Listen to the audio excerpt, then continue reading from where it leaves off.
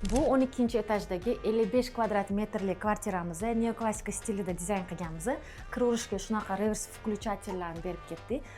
Shitlarni bo'lsa ko'rinmasligi uchun shunaqa shkafni ichiga joylashtirib ketganmiz. Shunaqa akkuratniy qilib. O'ng tarafda menda spalni. Qaranglar, pardaga qanaqa решение qilganman. Keng skladkalarni ko'p qilganman. Nimaga? Xohlagan payt shunaqa qorong'i qilib kerak paytda bemalol ochib olish uchun. Chap tarafda bizda sanuzelimiz juda ham chiroyli chiqqan.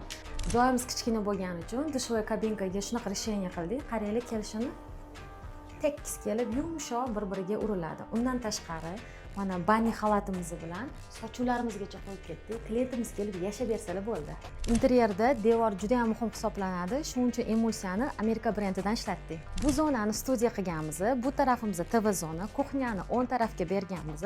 O'rtaga shunaqa обеденный stol qilganmiz ovqatlanish uchun. Idishlarimiz interyerga mos ravishda tanlandi. Novogodniy atmosferani berish uchun shunaqa ranglardan foydalandim.